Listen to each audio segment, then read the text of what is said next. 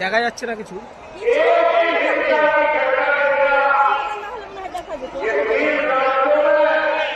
नमस्ते। आप सभी से अनुरोध है चैनल को सब्सक्राइब करें, वीडियो को लाइक करें, सब्सक्रिप्शन बटन दबाएं और बेल आइकॉन भी दबाएं। साथ में हमारी मर्चेंडाइज स्टोर धर्मापड़ा पर भी जाएं, नीचे दिया हुआ लिंक क्लिक करके वहां कई सारे डिस्काउंट चल रहे हैं।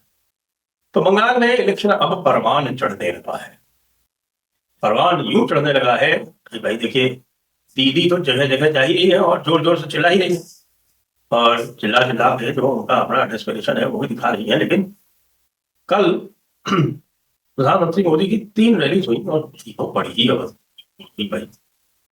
एक तो खासतौर से जो कटवा, जो कि पूर्व वर्धमान जिले में पड़ता है, वहां की जो रैली थी उसके जो शॉट्स आ रहे हैं वो देख देख के माथा चक्कर खा जाएगा कि भाई ये किस तरह की रैली हो रही है। क्योंकि इस तरह की रैली तो तब देखी थी 2014 में, ये उस तरह की उस लेवल की रैली थी और उसमें जो उत्साह दिख रहा था ये उसी स्तर का था। अब पूर्वी वर्धमान जो है उस जिले में बताइए कि वहां पे केवल दो दो या तीन सीटें जीती थी, 2 या 3 सीटें जीती थी 17 में से। तो इस प्रकार का दिख रहा है। हालांकि ये मैं बताऊंगा आपको, पिछली बार भी 2021 में भी जो रैलीज देख के जो निष्कर्ष निकाला गया था वो बिल्कुल गलत आया था। तो ये मैं कैबिनेट पहले से लगा दे रहा हूँ। लेकिन रैलीज तो रैलीज है, 3 रैलीज की उन्होंने। एक पुष्पांडी जो कि उत्तर और दक्षिण दिनाजपुर के जो जंक्शन पॉइंट है वहां पर स्थित है। एक जंगीपुर, जंगीपुर आपको पता होगा कि हमारे पूर्व प्रधानमंत्री जो प्रणब दा थे, वो प्रणब दा का वो पार्लियामेंट्री कॉन्स्टिट्यूंसी हुआ करती थी, तो वो जंगीपुर में की। और एक ये कटवा मैंने की पूर्व वर्धमान में। तो यदि रैलीज के हिसाब से चला जाए तो रैलीज तो अभूतपूर्व सफल थी, इसमें कोई कहने सुनने की बात ही नहीं। इसके पहले वो एक हल्दिया में, यानी कि जो नंदीग्राम में ही आता है हल्दिया, और नंदीग्राम आपको पता है कि शुभेंदु अधिकारी की कॉन्स्टिट्यूंसी है, वहां पर वोट कर चुके हैं पहले ही। तो क्या इससे कोई निष्कर्ष निकल सकता है? मुझे लगता है कि अभी निष्कर्ष निकालना जल्दीबाजी होगी। फिर एक जो और भी विशेष बात हुई वो ये थी कि सिलीगुड़ी में बिना किसी पूर्व कार्यक्रम के, एक शॉर्ट नोटिस पर एक रोड शो किया गया। और वो रोड शो जो था भाई, सिलीगुड़ी आपको पता है कि Siliguri is the door to hills, Darjeeling जिले में आता है। और सिक्किम के लिए और दार्जिलिंग के लिए, दोनों के लिए ही वो गेटवे है। जलपाईगुड़ी के बगल में ही है। और दार्जिलिंग जिले की जो 6 कॉन्स्टिट्यूंसी है वो 6 की 6 अमूमन भारतीय जनता पार्टी ही जीतती है। पिछली बार कालिम्पोंग में जरूर गड़बड़ हो गया था, लेकिन इस बार फिर से वही स्थिति बन रही है जो पहले थी। तो इस बार फिर सारी की सारी सीटें जो है वहाँ पे भारतीय जनता पार्टी जीतेगी। जो जलपाईगुड़ी जिले की जो 7 कॉन्स्टिट्यूंसी है उसमें भी लगभग क्लीन स्वीप की ही संभावना बन रही है। यानी कि उत्तर, जो कि पूरा जो आपका जो उत्तर बंगाल है उसकी 54 सीटें हैं, उस 54 सीटें में कम से कम 45 सीटें भारतीय जनता पार्टी जीतेगी, ऐसी संभावना बताई जा रही है।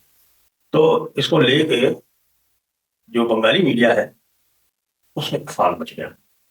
और अब बंगाली मीडिया जो है उसने स्टोरीज बनानी शुरू कर दी। और बंगाली मीडिया अभी तक तो बड़ा कॉन्फिडेंट था। बंगाली मीडिया तो क्या कहूँ मैं, तृणमूल समर्थक मीडिया जो है, और वो तृणमूल समर्थक मीडिया अब अलग अलग आंकड़े दे रहा है। और आंकड़े देके कह रहा है कि भाई भारतीय जनता पार्टी की 100 सीटें भी आना मुश्किल है, और उसके लिए अलग अलग से तर्क दिए जा रहे हैं। पहले बता देता हूँ आपको कि वो तर्क क्या है। पहला तर्क ये कहा जा रहा है कि भाई तुम पूरी की पूरी जो मतुआ पॉपुलेशन है वो बहुत खिन्न है भारतीय जनता पार्टी से, और भारतीय जनता पार्टी से खिन्न होने के कारण वो उनको वोट नहीं देगी। अब 2021 में भी मथुरा पॉपुलेशन खिन्न बताई गई थी, वास्तव में खिन्न थी। क्यों? क्योंकि जो उनसे वादा किया गया था, और खासतौर से सीएए जो हुआ था, सीएए का लॉ ले आया गया था लेकिन उस लॉ को इम्प्लीमेंट नहीं किया गया था, तो उस कारण से मथुरा पॉपुलेशन वास्तव में खिन्न थी। अब तो कार्यक्रम चालू कर दिया गया है। कार्यक्रम चालू करने के साथ साथ आप ये देखें कि फॉरेनर्स इमिग्रेशन एक्ट में, उसके रूल्स में प्रावधान करके किसी भी हिंदू का जो डिपोर्टेशन है भी रोक दिया गया है। डिपोर्टेशन होगा तो केवल मुसलमानों का ही होगा, ये बात जो है वो पूरी तरह से स्पष्ट है। तो फिर मथुरा लोग क्यों रुष्ट होंगे? कारण नहीं है, लेकिन माहौल बनाया जा रहा है। ये एक माहौल बनाया जा रहा है कि मथुरा अत्यंत रुष्ट है। एक दूसरी बात, बड़ी बड़ी बात आई है कि साहब देखिए ऐसा है कि ये जो SIR हुआ, इस SIR में मेजॉरिटी जो नाम कटे हैं वो हिंदू कटे हैं, यानी 64% नाम जो है वो हिंदुओं में कटे हैं और केवल 36% नाम जो है वो मुसलमानों में कटे हैं। वेरी गुड, जी मान ली बात आपकी। तो ये जो है वो तो पहले 65 लाख है, उसमें से आप ये कह रहे हैं कितने कटे हैं, लेकिन 65 लाख में अगर पॉपुलेशन के हिसाब से देखा जाए तो भाई ASDD तो बराबर ही होगा ना, एब्सेंट शिफ्टेड डेड डुप्लीकेट, ये तो लगभग लगभग दोनों में बराबर ही होंगे ना। तो अगर 70% पॉपुलेशन है हिंदुओं की, 70% पॉपुलेशन में हिंदुओं की है वहां पे, तो भाई 70% के हिसाब से उनके नाम 64% ही कटे, तो ये जो 6% एक्सेस है ये कहाँ से आए? और फिर मुसलमानों में 36% क्यों कटे, जबकि उनकी पॉपुलेशन तो 26% ही है? इसका कोई उत्तर नहीं दे रहा आपको।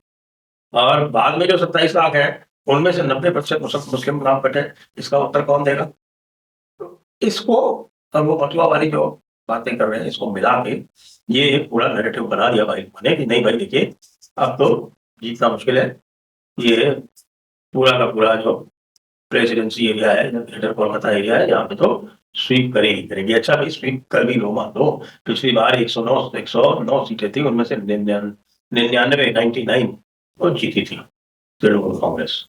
इस बार भी वही स्थिति है क्या? कोलकाता में ही देख लीजिए क्या यही स्थिति है, सारी की सारी सीटें 11 की 11 जो है वो तृणमूल जीतने की स्थिति में है, या हावड़ा में 16 की 16 सीटें जीतने की स्थिति में है, हुगली में 18 सीटें थी पिछली बार, भारतीय जनता पार्टी शायद मेरे ख्याल से केवल 2 ही जीत पाई थी, इस बार तो मेजोरिटी सीटें जीतने की स्थिति में हो गई है। और ये मेजोरिटी सीटें जीतने की स्थिति में जो हो गई है वो SIR के बिना हुई है, उसकी बात नहीं कर रहे। SIR तो उसमें जो कुछ हुआ है उसका छौका लगेगा, छौका। जो लोग कोलकाता में घूम रहे हैं वो भी बता रहे हैं कि साहब की अब जो है बयार धीरे धीरे चेंज की चलने लगी है। एक और बात समझ में आ रही है, आप ये देखिए कि एक अभूतपूर्व घटना हुई, और वो अभूतपूर्व घटना ये हुई कि एक रिटर्निंग ऑफिसर ने एक तृणमूल कांग्रेस के कैंडिडेट का नामांकन पत्र रद्द कर दिया। कहा? ये कृष्णानगर नॉर्थ, ये कृष्णानगर नॉर्थ ये वो कॉन्स्टिट्यूंसी है जहां से पिछली बार मुकुल रॉय गए थे और जीते थे। तो कॉन्स्टिट्यूंसी तो वैसे भी वो एक लोग मानते हैं कि सेफ कॉन्स्टिट्यूंसी है भारतीय जनता पार्टी के लिए। हालांकि मुकुल रॉय बाद में उधर चले गए, उल्टा तृणमूल कांग्रेस में ही चले गए।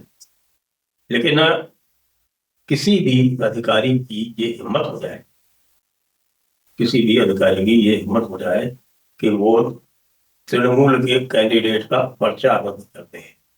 तृणमूल के कैंडिडेट का पर्चा रद्द होना अपने आप में एक बहुत ही गंभीर घटना है इस पूरे चुनाव कार्यक्रम की अभी तक। इसके ऊपर लोगों को ध्यान देना चाहिए। आप भी कहेंगे कि साहब ठीक है, अगर गलत होगा तो वो करेगा जी। रिटर्निंग ऑफिसर के पास पूरा डिस्कशन होता है, और जो रिटर्निंग ऑफिसर हैंडबुक है उसमें ये भी लिखा हुआ है कि यदि मान लीजिए आपको लगे कि रद्द हो भी सकता है या रद्द नहीं भी हो सकता है, तो ऐसी स्थिति में आप उस रद्द नहीं करने की ओर जाएं। Benefit of doubt should go to the candidate. तो ऐसे में रिटर्निंग ऑफिसर के पास ये पूरी पावर है कि अगर मान लीजिए कुछ इस तरह की गलती हो भी गई जो कि रेक्टिफाइबल है या जो कि इतनी गंभीर नहीं है, तो वो संदेह का लाभ कैंडिडेट को दे सकता है। ये पूरी तरह उसका विवेक है, पूरी तरह उसके विवेक के अधीन है।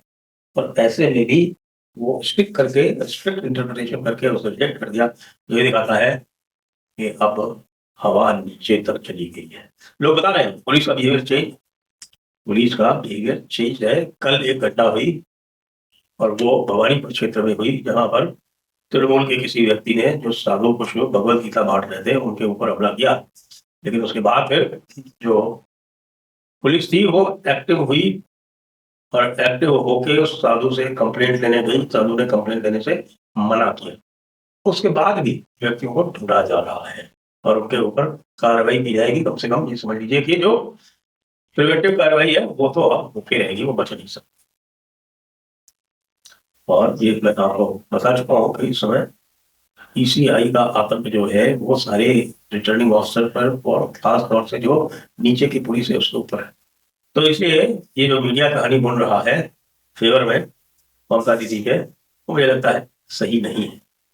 अभी आपको और भी इसी के बारे में बताते रहेंगे। जय हिंद, जय भारत, वंदे मातरम।